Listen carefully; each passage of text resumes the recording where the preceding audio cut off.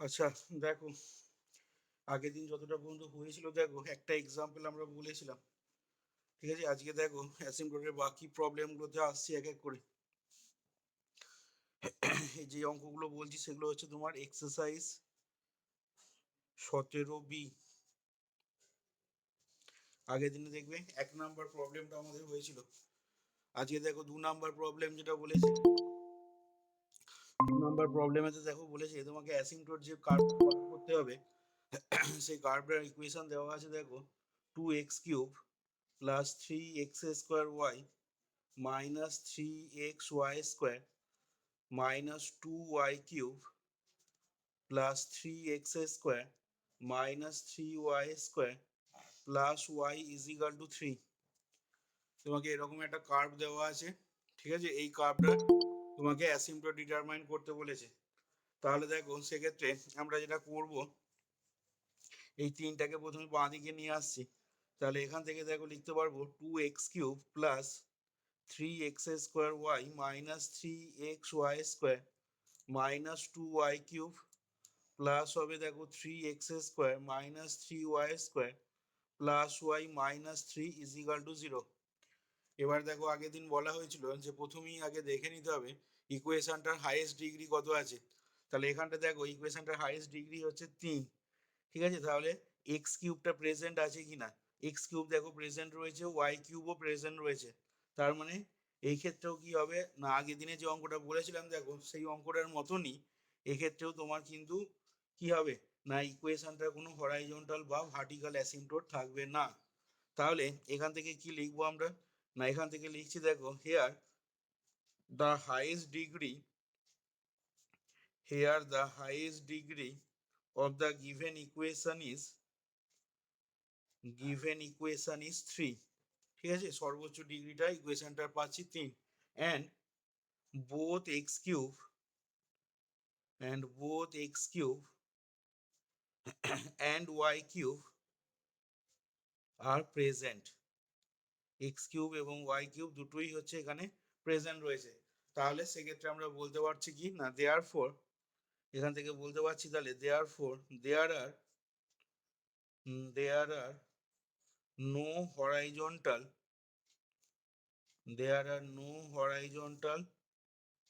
and vertical asymptote। Therefore there are no horizontal and vertical asymptote।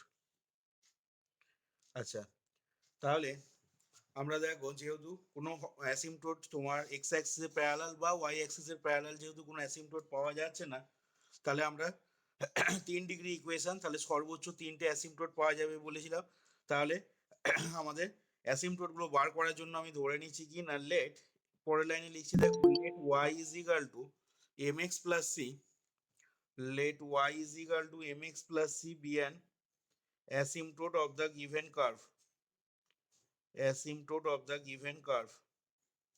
তাহলে দেখো সেক্ষেত্রে আমাদের আগের দিনের মতো আমরা অ্যাসিম্পটোটটা কিভাবে বার করছি দেখবে, be an asymptote of the given curve। তাহলে দেখো এখানে প্রথমে ফাই 3xy অর্থাৎ যে টার্মগুলো ডিগ্রি 3 সেই টার্মগুলো আগে প্রথমে বার করে নিচ্ছি। তাহলে ফাই 3xy বার করতে গিয়ে দেখো দেখতে পাবে এইখানে 2x³ হবে, আর দেখো হবে প্লাস 3x² এই টার্মটারও ডিগ্রি 3 দেখো 3x² এখানে দেখো মাইনাস 3xy², এটা এলো, আর হবে দেখো মাইনাস 2y³। এই সব কটা টার্মেরই ডিগ্রি দেখো 3। আচ্ছা, এরপরে নেক্সট আসছি ফাই 2xy টার্মগুলো, যে টার্মের ডিগ্রি হচ্ছে 2 করে। তার মানে দেখো 2 ডিগ্রিওয়ালা টার্ম এখানে দুটো আছে, একটা হচ্ছে 3x² মাইনাস 3y²।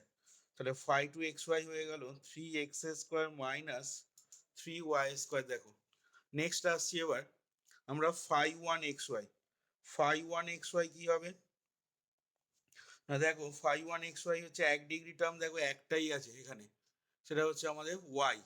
তাহলে ফাই 1xy হয়ে গেল দেখো ওয়াই।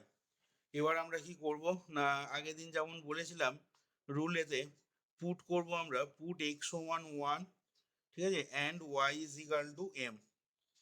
তাহলে সেক্ষেত্রে কি পাবো না, দেন উই গেট, সেক্ষেত্রে দেখো আমাদের যেটা আসবে ফাই 3 1 এম, এই জিনিসটা দেখো বার করতে পারবো। ফাই 3 1 এম কত হবে না এক্স এর জায়গায় 1 বসাচ্ছি, তাহলে 2 প্লাস এটা হয়ে যাবে দেখো 3m, এটা থেকে পাবো দেখো -3m² আর -2m³ 531, এর ভ্যালু দেখো আমরা এটা পেয়ে গেলাম। আচ্ছা নেক্সট এবার আসছি দেখো 521, 521, হবে তাহলে তোমার এক্স এর জায়গায় 1, ওয়াই এর জায়গায় m বসালে 3 - 3m², আর 511, হয়ে যাবে কত না 511, হয়ে যাবে দেখো স্মল m। এবার এখান থেকে আমি প্রথমেই 531 এই লাইনটা থেকে বার করে নিচ্ছি দেখো, যেহেতু এটা আমার লাগবে বলে।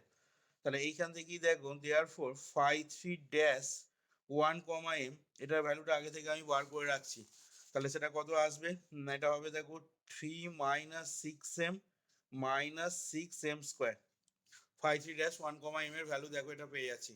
এবার আমরা কি করব, আগের দিন কি বলেছিলাম না, আগের দিন রুল বলছে দেখো এরপরে আমাকে এম এর ভ্যালুটা বার করার জন্য যেটা করতে হবে সেটা হচ্ছে to find the value of M we put 531, m = 0।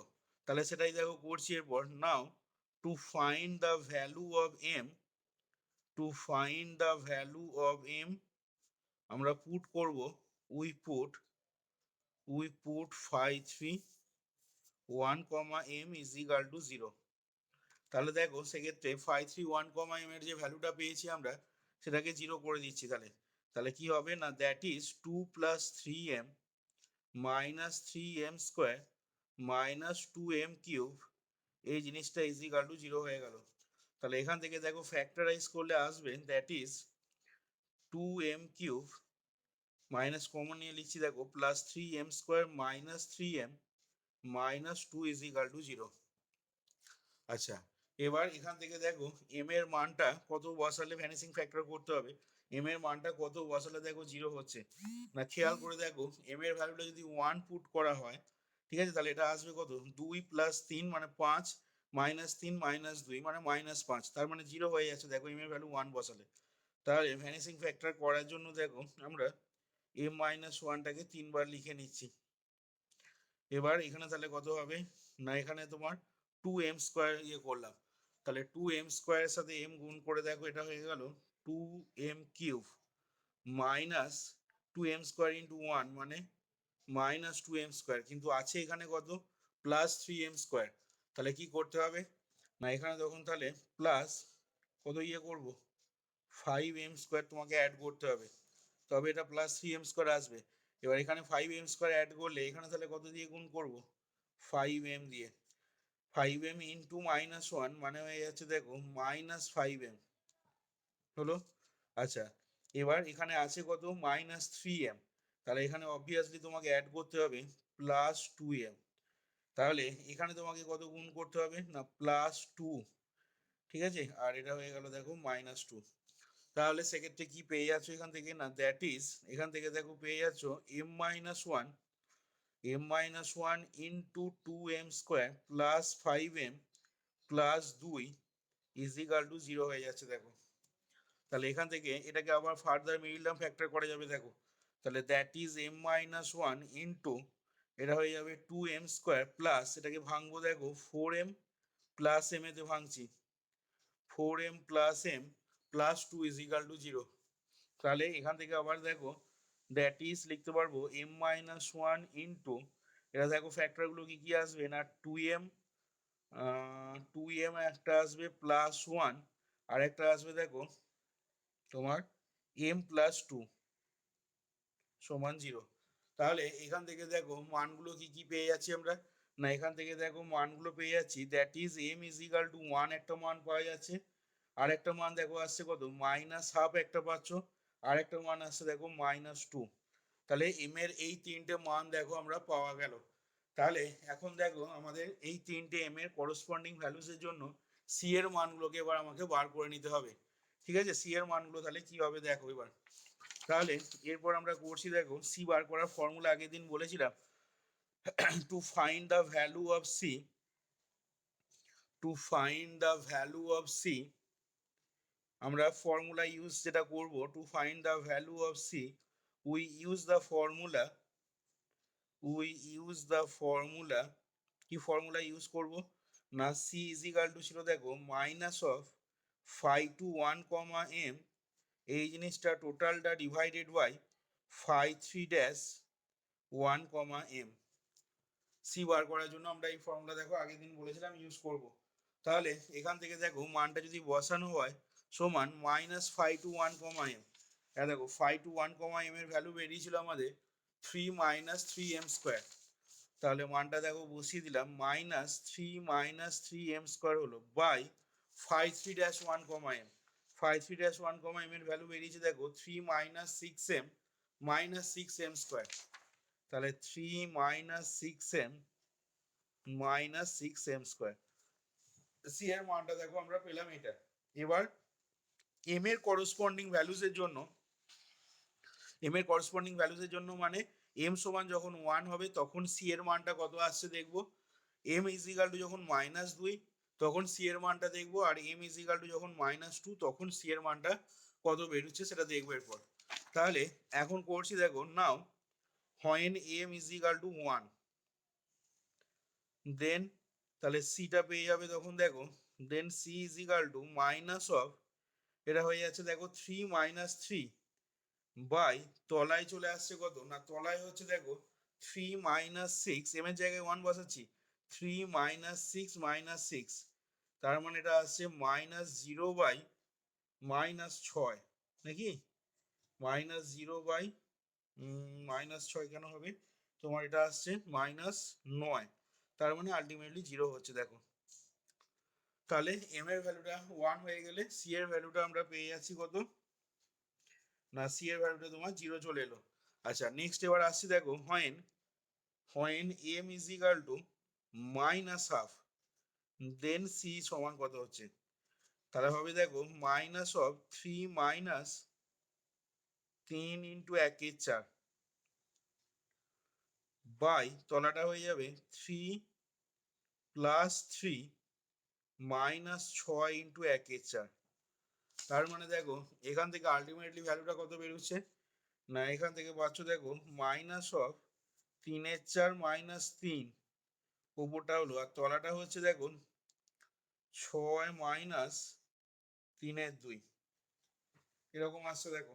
তাহলে উপরটা করলে কত হবে না উপরটা করলে দেখো হবে 9/4, মাইনাসটা প্লাস এর সাথে প্লাস হয়ে যাচ্ছে, আর তলাটা হচ্ছে দেখো 6 × 2 = 12, এটা তোমার কত আসছে 9/2।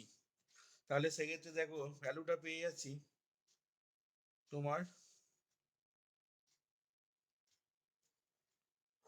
আচ্ছা এখানটা একটু ভুল হয়েছে দেখো, এটার মাইনাস থাকবে না, এটা 3/4 - 3 লিখছি তো, তার মানে দেখো এটা প্লাস হয়ে যাবে, এটাকে 3/4 - 3 লিখলে এটা প্লাস হয়ে যাচ্ছে, এইখানটা মাইনাস আসছে। তাহলে তাহলে এখান থেকে দেখো ভ্যালুটা আসছে -9/4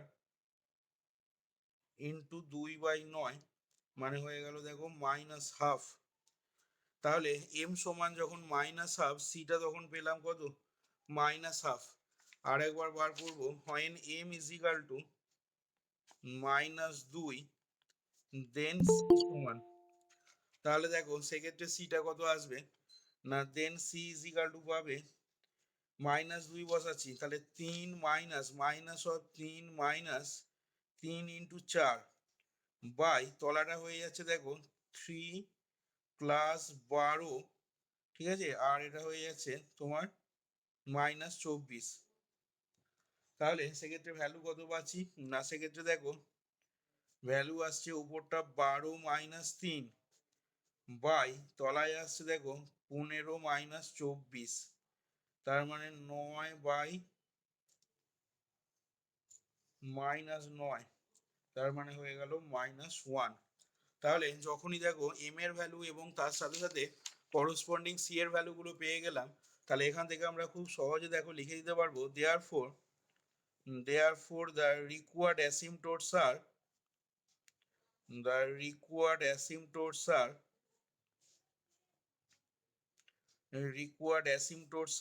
তাহলে y is equal to mx plus c, তে তুমি মানগুলো এবার বসিয়ে দাও। তাহলে y is equal to m এর ভ্যালু ছিল দেখো প্রথমটা 1, তাহলে 1 × x, m এর ভ্যালু যখন 1 পেয়েছি তখন দেখো সি এর ভ্যালু এসছে 0, তাহলে ওয়াই ইজ ইকাল টু হয়ে যাচ্ছে x plus 0, that is y সমান এক্স একটা অ্যাসিম্পটোট পেয়ে গেলে দেখো নেক্সট হচ্ছে তোমার y is equal to minus half into x, ঠিক আছে, minus half into x plus c এর ভ্যালু যখন দেখো এম এর ভ্যালু যখন মাইনাস হাফ, ঠিক আছে, এম এর ভ্যালু যখন মাইনাস হাফ তখন সি এর ভ্যালু দেখো পেয়েছো কত মাইনাস হাফ, তাহলে মাইনাস হাফ এক্স এটা হয়ে যাচ্ছে দেখো মাইনাস হাফ, তাহলে এখান থেকে এটাকে লিখতে পারবে দেখো that is 2y plus x plus 1 সমান ডান দিকটা হয়ে যাচ্ছে দেখো 0। এই একটা দেখো অ্যাসিম্পটোট পেয়ে গেলে আর একবার এম এর ভ্যালুটা -2 বসিয়ে আর সি এর ভ্যালু তখন -1 বসাবো, তাহলে and y is equal to হয়ে যাচ্ছে -2x -1, তার মানে দেখো পেয়ে যাচ্ছি that is 2x plus y plus 1 is equal to 0। তাহলে দেখো এই তিনটে আমরা অ্যাসিম্পটোট পেয়ে গেলাম। এবার যেহেতু এখানে যে ইকুয়েশনটা আমরা নিয়েছিলাম সেই ইকুয়েশনটা দেখো যেহেতু 3 ডিগ্রি ইকুয়েশন, ঠিক আছে, তাহলে তার সর্বোচ্চ তিনটে অ্যাসিম্পটোট পাওয়া যাবে এবং এখানে আমরা দেখো তিনটে অ্যাসিম্পটোটই ডিটারমাইন করলাম। তাহলে এইখানে দেখো আমাদের পিডিএফ এ দুয়ের যে প্রবলেমটা দেওয়া হয়েছিল দুয়ের প্রবলেমটা দেখো এখানে কমপ্লিট হলো। আর এটা তোমার দেখবে 17B এক্সারসাইজ যেটা বললাম 17B সেকশন এ এর আন্ডারে বইয়ের দুয়ের প্রবলেমটা হলো এটা, ঠিক আছে, 17B এক্সারসাইজ সেকশন এ এর আন্ডারে দুয়ের দাগের প্রবলেমটা হলো। তাহলে দেখো এবার বুঝতে পারলে কিনা সবাই। নেক্সট প্রবলেমে যাবো তাহলে আমি।